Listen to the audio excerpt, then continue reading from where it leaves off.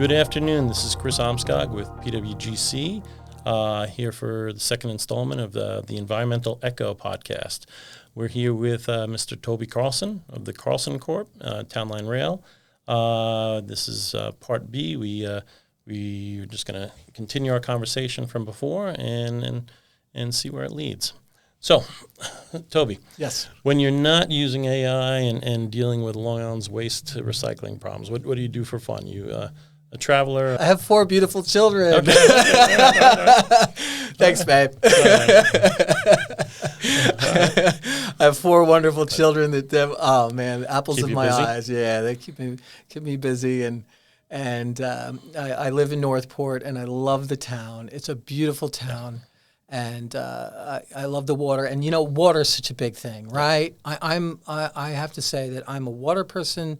I never thought I was until I hit my 40s, and now that I'm in my 40s, I love to be out on the water. And in fact, that kind of gets me into my whole thing is, you know, water, right? Water, our oceans, and at the end of the day, what does Town Line Rail stand for? Preservation. Preservation of the water and the oceans. Preservation of Long Island's water. Because we need to stop producing carbon. And we need to stop using things that make our lawns green, but makes our oceans green too. And so when I go down to the water, and I have a boat, and I love being on my boat, and take my family on the boat, and we look at the sound, and we look at the harbors, and we look at the wildlife that is missing. It was there when my grandfather was around, and my great-grandfather. My great-grandfather, it's weird, I got a lot of connections with the history. He owned a marina down in Cold Spring Harbor called Powell's Marina. Okay. And I have pictures of him standing, you know, next to, you know, fish that were like this big. Pictures of dolphins swimming in the harbors. And so when we take trips on our boat, we're always looking for wildlife. And I went on a trip on the boat with the kids coming up the East Coast this spring, and we had this magical day to night, where these pods of dolphins came up and swam on the bow. Wonderful. 50, 60 of them. And they were jumping over each other, and then it was magic. It was pure magic. The kids were excited. And then all of a sudden, we saw whales. It was diverse. It was beautiful. And then as the sun set, and the night got dim, we could see the stars. And then we could see the bioluminescence. As the bow broke the water, we saw the bioluminescence in the water. And those experiences, most people don't have. And it's sad, because I think if most people had those experiences, I think that they would try to understand better why waste management, why household hazardous waste is such a huge, huge problem on Long Island that sticks out like a thumb into the water. Everything runs off. Every day I'm going to go on the boat after a heavy rain in Northport Harbor, it's dark green. A couple days, a week, 2 weeks, 3 weeks, no rain, the water gets clear. Yep. I live down on the South Shore. I live in Bayport, and same thing in the spring. I mean, wintertime, you can almost see usually right off the bay, you know, 3-4 feet down, and then, you know, May, things start to warm up, you get the runoff, and you get the massive bloom. So, same thing. I'm on the water. First year of COVID, I was probably on the water more than I was in the office, because we weren't allowed to be here. I was getting kicked off Fire Island when I couldn't see anyone for 6 miles either way, because you weren't allowed to be at the beach. But same thing. I have three children, and always out on the water doing a little fishing, sailing, and you know what you're talking about. I've been seeing more dolphins and whales on the South Shore of Long Island the past decade, because I grew up on Fire Island doing, you know, surfing and things like that when I was younger. And so I'm starting to see more life in the oceans, you know, but the bays are heavily compromised. In fact, just this past weekend, a few of the people on the staff and I did a creek cleanup with Save the Great South Bay. which is helpful. Getting some of the litter and things like that. But their bigger message is about the nutrient runoff and the fertilizers and the need for sewers. Which again, that part I think is people are starting to get educated a little bit about the wastewater. I'm seeing that get through to a lot of the Long Island community. Why sanitary systems, cesspools, the amount of nitrogen they add to the groundwater that then makes it out to the creeks. They're starting, at least populations, at least along the shores are starting to realize that and the impact it's having, which unfortunately it's late in the game, but at least the knowledge is soaking in and getting through to people. So it makes me a little more optimistic that other issues, the water issue into the bays because that's visible, the groundwater. I mean, just this past weekend there are issues with New York City water the salinity of New York City water is going to start getting affected from just salting roadways up by the reservoirs. Yes. And talking about what we were talking about before, just being, it's not a localized problem. Those reservoirs aren't even in New York City. They're 100 and 120 miles northwest of the city.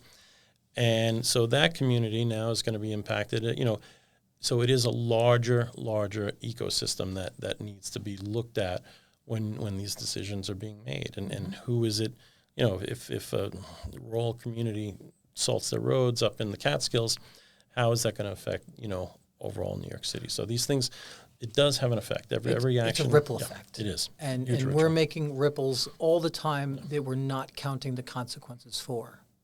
Correct. And I think that's where the conversation has to go. And I think that was the whole point of a SECRA for the county. Because if we calculated everything together, we could begin making educated, informative decisions. Not speculation, not misunderstanding, and then we could finally kind of put to rest what our priorities should be. Are our priorities the green, magnificent lawn anymore? Or could it be a not-so-green lawn and beautiful, clear oceans?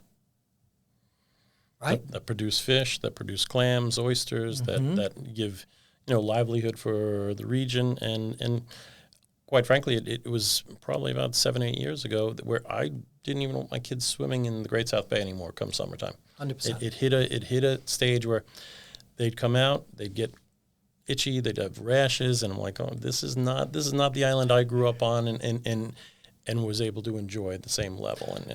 Yeah, so. I think to jump in on that, because I get so excited when I actually have a thought. The chemical revolution was never anticipated by when the cesspool was invented. Correct. And the chemical revolution is one of the biggest lobbyists in government. You want to change the world? You want to make the oceans clean? It starts with good governance that values the environment over lobbyists, environment over money, because that's our future. It's not the lobbyists or the big companies. Our future is in the environment we live in. It's the number one denominator of our health, our longevity, is our environment and the conditions we live in on a daily basis. What we consume, the air we breathe, the water we drink. If we look at the ingredients list on all the products that we consume, we really should start Googling what those things are and how they affect our long-term health. When we look at Long Island as a whole, it's weird because it used to be a lot of gas stations. Now there's not gas stations anymore. There's health centers, there's clinics, there's cancer treatment centers. There's a reason for that. It wasn't before the world wars and the chemical revolution that we had those things. Now those things are great, but what's causing the drive of that? Is it the environment, or is it what we've made and put into the environment that has the greatest toll on us as an island and us as individuals? Is it the rail system? Is it the waste management system? No, we're just vessels to move things around. We're just taking everybody's waste and putting it in a place where it belongs. We're not the enemy. Our choices about what we're consuming as individuals, what we're allowing to become in our lives, what we're allowing us to absorb, that's the real problem. And I think unless we get real with that problem, there will never be any change. And those oceans will get greener because it's cumulative. And until we really see that for what it is, man, we got our work to do. But we can't have our heads in the sand anymore. No, we can't. We definitely have our work cut out. There's plenty of work to do. And you're just talking about it. It just reminded me of a conversation I was just having with a waitress just a few nights ago. And she came to bring me coffee or tea. And I started telling her about an article I read about tea bags and being the greatest source, one of the greatest source of microplastics that people are getting in their bodies. Yeah. And it's like, we surround ourselves by chemicals, all the cleansers we bring in, and it just, again, in an environment where you're bringing these in and then wiping them up, putting it in the washing machine's taking the chemicals out, putting it right down in your front backyard, and then that's goes a few thousand feet to a wellhead that's getting pumped out that you drink. It's, the system is so, it's just silly to think that what we're doing and what we're buying, what we're consuming, not thinking about the cycle that it goes through and how we absorb it again.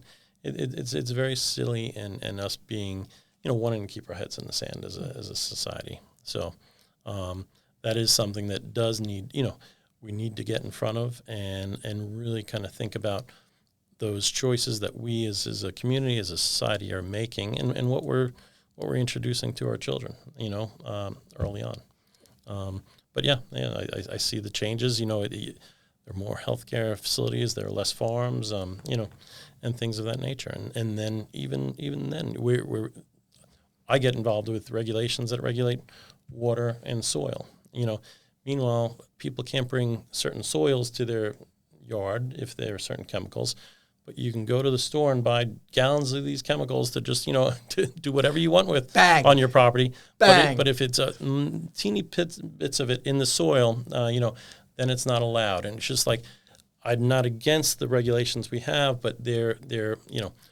we need to think more holistically. I think you smashed it. Yeah. I think you smashed it right there. There's the problem. The problem is not the facilities. The problem is the people. The communities don't understand the impacts. If you take 30 to 50 pounds of household hazardous waste in every home and you multiply that times all the homes on Long Island, and that's unrestricted hazardous waste. In Huntington and Smithtown alone, it would have 28 rail car loads of hazmats and tankers sitting on the ground at all time. Now people, they go out and they use these things and it's not intentional. It's not intentional. Advertising and marketing gets us to buy these products because, I'll look prettier, or hopefully I look prettier, but it becomes this sort of self-perpetual cycle that sort of never ends because we never really recognize what the impacts are. And hopefully soon there will be somebody somewhere that has the ability to say, hey, this is the problem, let's fix it. And everybody has the fortitude to do it together. Yeah, I hope so. Yeah. Hope so. Thank you so much for your time. All right, next topic. No. So where do you like to boat? Connecticut? No, I'm a long, slow guy. Right. I have a tank of a boat that just just slow plod along, 7-8 knots. I'm the same way. Very efficient. Not burning a lot of fuel. Okay. Slow go. Just more of being on the ocean and connected. Good. Yeah, same thing. I have a 42-foot trawler. Same. I hardly ever get above 9. Exactly. 9 knots, so that's my speed. Which the kids, I can tell you, once the kids hit, I don't know how old yours are, but once they hit about 11 or 12, the joy kind of they want to go a little fast. They want to go fast. A little faster. Toby, if you talk a little bit about just your recycling facility as far as organics, and what you're doing, what you take in, and what do you do with this? Because I think this is a lot of the public doesn't really understand where a lot of their just organic waste from their yards. Yeah, of course. So we process a tremendous amount of organic waste for Long Island, both out at the town of Brookhaven and our facility in Smithtown, Kings Park.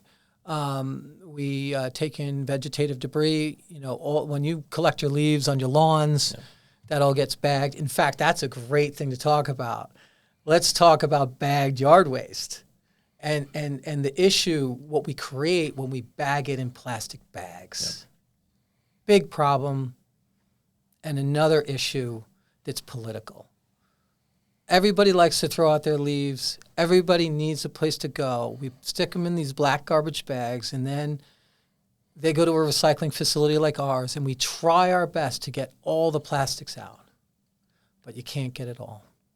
And then when you process that vegetative waste and reduce it in size, you take all those little chunks and little pieces of plastic and you run it through a big grinder and you grind it down to what? Microplastics. Mm-hmm. And then they're mixed in that finished soil or that finished mulch or that compost, and then we spread it back out on our lawns thinking we're doing a great thing. But we're really just exponentially sacrificing our environment for convenience of the plastic bag. So, yeah, I know that was a big sentence. No, agreed. But I mean, so then when you bring it up and in political conversations say, hey guys, I think we should get rid of plastic bags. Everybody's like, whoa, wait a minute, because the townspeople are like, whoa, we need to get rid of, Because it makes it easier on the front end to collect but on the back end, you're creating another problem that we could address if we want to take a few extra steps up in the front end, and then it's not a problem in the back end. Exactly. Exactly. So it's and that's how waste management works, right? Waste management, unfortunately, is reactive. It's reactive to crisis, but it shouldn't be. Waste management should be proactive. It should see the problem, it should see it down the lane, and it should admit, Houston, we have a problem, we need to solve it, let's solve it now, get on board, bang. No more microplastics in yard waste. Mm-hmm. And so we do yard waste, we do mulch. Mulch is much easier. That comes in not in plastic bags. We grind it down, we make mulch. It goes back into the environment. It's clean, it's healthy, it adds nutrition to the soil. No drama. Except that it smells sometimes when we make it. Okay, but you know what? Yeah. It's our leaves, our wood, our community. So it's part, and we manage that. And that's part of our relationship with the state and our facility. But at the end of the day, you go out to different communities where different communities have different industries. Everybody has to understand that those industries are essential. Every so often, it smells like mulch. Yeah. But if we want to have clean yards, it has to smell like mulch every once in a while. It's just the way it works. It's the reality. And unfortunately, it's difficult to explain that to people in the way that they understand. We don't control the weather. We couldn't control like an inversion event where the wind goes still and you have a whole bunch of, heat coming out of the mulch. And it smells a little bit, but it's harmless. It's harmless, but it's connection. It's connection to our environment. It means that we're taking stuff that people want to throw away. Locally and recycling it. Recycling it and giving it back in a way that's clean. Yeah, and I think when the public thinks about recycling, they really don't. Some of the largest things being recycled are organic waste and construction and concrete and asphalt. And those, they slip people's heads. I don't think people are realizing that the industry that processes those are the largest recyclers by far. On Long Island, and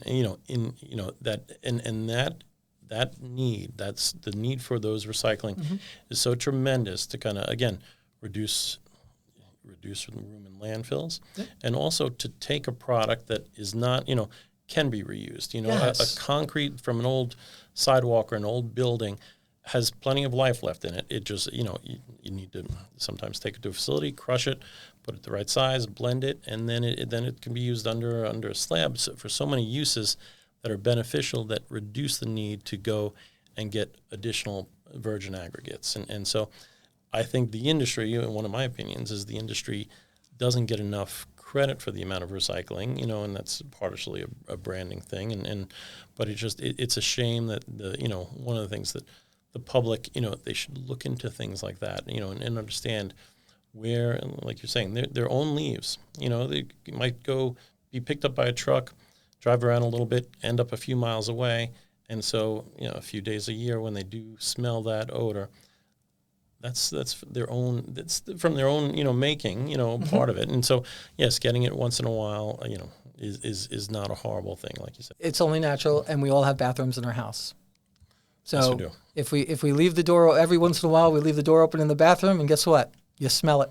So, I mean, at the end of the day, right? We're just living in our own environment. Yep. And that's it. And with that, with that audience, we'll leave you with that. The echo heard around the world. Anyway, Toby, it's been very nice to have you. Appreciate it. Really appreciate your time on the PWGC Environmental Echo, and hopefully I see you out on the water one day. By the way, you guys have been great for us. Great fit. Thank you. Excellent with the data, the wells, the monitoring wells, the whole thing. Thank you. We're lucky to have a wonderful staff, and Carlson Corp is a client. We've been lucky enough to work with you and other large recyclers. And again, I thank you for what you provide to the community. It's a service that people don't always realize. But thank you for that, and thank you for coming on the Echo. I really appreciate it. Thank you. Thank you for joining the PWGC Environmental Echo. My name is Kris Almskog, in for Paul Boyce, who couldn't be here today. And as always, if there are topics that you'd like us to explore, please reach out to us at our website, and we'd love to follow up on them. Hope you have a wonderful day. Thank you very much, and goodbye.